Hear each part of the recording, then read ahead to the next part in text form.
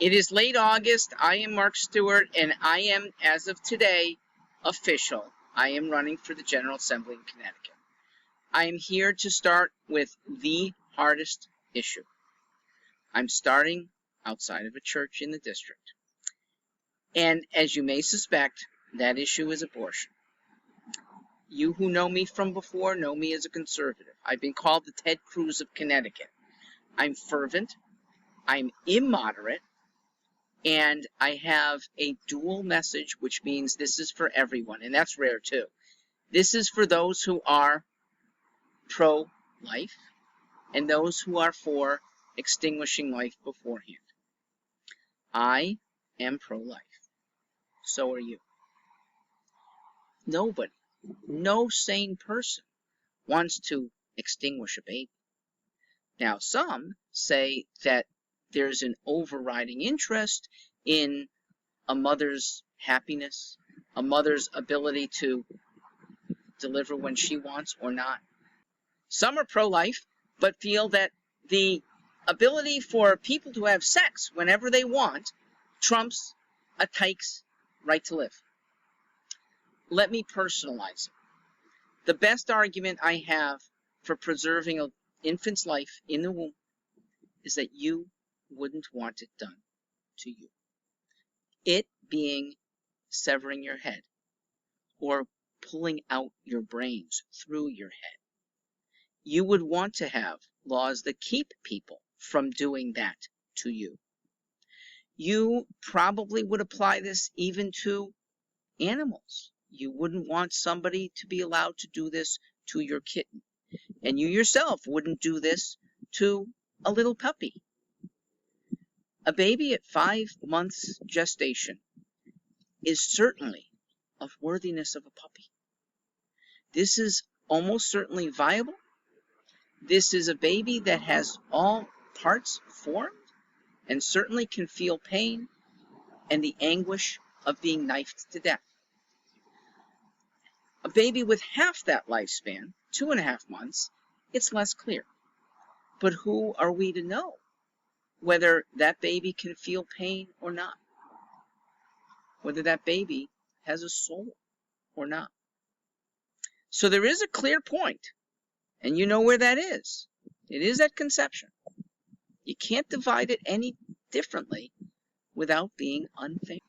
Many of us, especially those in this building, feel that there is a selfishness argument, that someone who's unwilling to carry a baby to term should be at minimum stigmatized and maybe punished.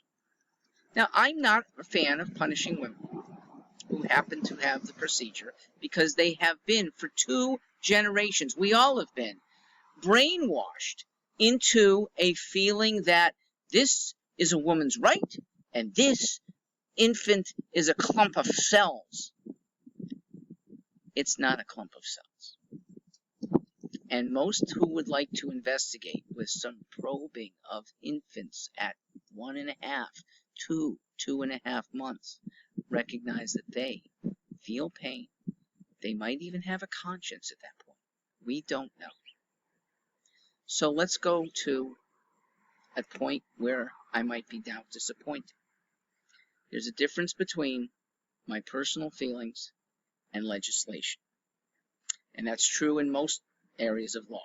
If I'm elected to the General Assembly, or if I'm elected in the next 7 years, before I turn 65, to the governorship, which I would like, I'm going to make a pledge that puts a burden on conservatives that we should want. It's to convince so that any legislation that would come is not being crammed down. 6 brave Supreme Court justices gave states the right in the Dobbs decision to have education and now make laws hopefully based on an educated populace.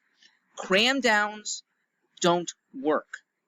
Cram downs long-term spell more dissension. Isn't it better to be convincing so that it's not a 51% General Assembly, but it might be a 90% popular vote or at least an 80% in the General Assembly, a clear supermajority, before we turn things into a different regime. The regime, thus, that I would commit to legally is that of Roe v. Wade. For Connecticut, for the next, I'm going to say 4 to 8 years, so at most to the end of the decade, there's virtue in waiting. There's virtue in seeing what other states' outcomes are, the states that are not waiting. Are women happier? Are the communities feeling more wholesome? Are babies who are given up for adoption being treated very well? I'm pretty sure the answer there, the answer is for decades, the answer is yes. Are there truly consequences to women's careers if they carry a baby to term that they otherwise don't want?